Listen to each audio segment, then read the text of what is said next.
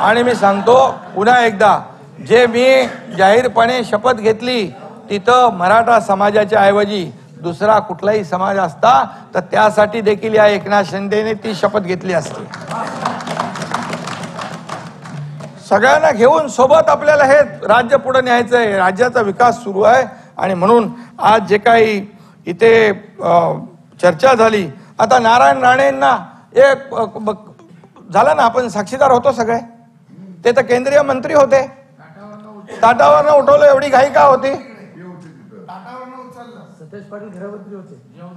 ताटावरून जेवताना उठवलं, एवढा काय गुन्हा होता?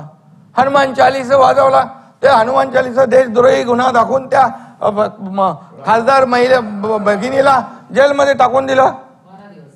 12 दिवस का 14 दिवस. कंगना रनावतला 80 लाख रुपये दिले, महापालिकेचे खर्च केले आणि ते घर तोडायला लावलं. तुमचा पत्रकार लोक किती लोक आहेत, किती अनाथा भाऊ त्यावेळेस झालं, पण आम्ही काही केलं नाही. आम्ही सूडबुद्धीने वागलो नाही. आणि म्हणून आता माझं एवढं म्हणणं आहे की जे काय आहे ही वस्तुस्थिती जी आहे ही समोर आली पाहिजे. चौकशी त्याची आपण मागणी केलेली आहे. त्या बाबतीमध्ये जे जे काही, आता मी डिटेल त्याच्यात बोलत नाही, SIT आपण त्याच्यामध्ये नेमू आणि SITच्या माध्यमातून जे जे काय आहे ते सत्य जे आहे ते सत्य बाहेर येईल, त्याची चौकशी होईल आणि दूध का दूध पाणी का पाणी व्हायला पाहिजे. परंतु मी एवढं सांगतो, कोणालाही यामध्ये सूडबुद्धीने आकस्पोटी कुठलीही कारवाई कोणावर केली जाणार नाही. परंतु विरोधी पक्षाने देखील या मराठा आरक्षणामध्ये कुठपर्यंत आपण सहकार्याची भूमिका किंवा विरोधाची भूमिका किंवा राजकारणाची भूमिका घ्यावी हे ठरवलं पाहिजे. कारण हे आपण एकमताने निर्णय घेतलेला आहे, हे मी पुन्हा एकदा आपल्याला सांगू इच्छितो. आणि म्हणून माझी सगळ्यांना विनंती आहे की यामध्ये ज्या पद्धतीने कुणी माणूस असेल तो खालच्या पातळीवर बोलू लागला, जर एकेरी भाषेत बोलू लागला, खोटे नाटे आरोप करू लागला, तर त्याला बिलकुल पाठीशी कोणी घालता कामा नये. आणि म्हणून ज्या देवेंद्र फडणवीसांनी जे आरक्षण पूर्वी दिलं होतं ते मराठा समाजाच्या हितासाठी दिलं होतं, मराठा समाजाच्या ते विरोधात नाहीत. आणि म्हणून मराठा समाजाच्या विरोधात ते कसे आहेत हे दाखवण्याचा केविलवाना प्रयत्न कुणीही करू नये. या महाराष्ट्रातली जनता सुज्ञ आहे आणि सरकार म्हणून आम्ही एकत्र बसून हा निर्णय घेतलेला आहे.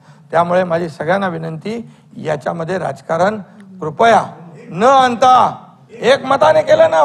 अरे भाई, एकमताने केलं, एकमताने केल्यानंतर बोलू लागले, हे टिकणार नाही. हे कसं टिकणार? हे टिकणार नाही. अरे का टिकणार नाही, त्याचे कारण द्या. का टिकणार ते आम्ही सांगतो. आज सगळं पूर्ण आम्ही दिलेलं आहे. त्याच्यामध्ये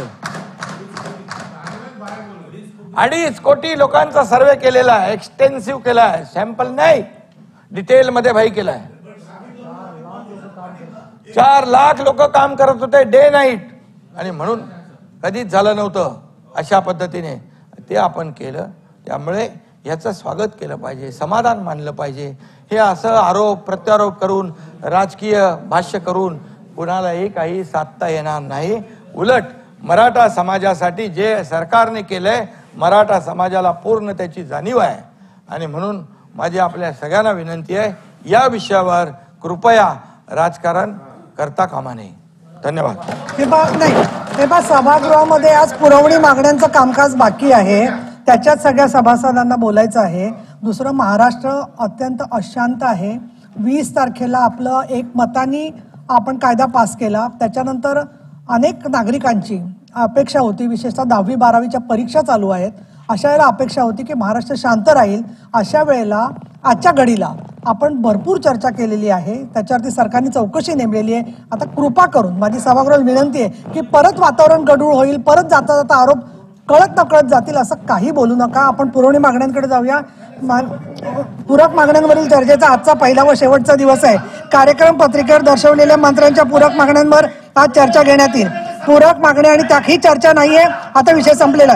पूरक मागण्या आणि त्याखालील बाबी यासंबंधी माहिती सदस्यांना पत्रक भाग 2 द्वारे वेगळी प्रस्तुत करण्यात आली आहे.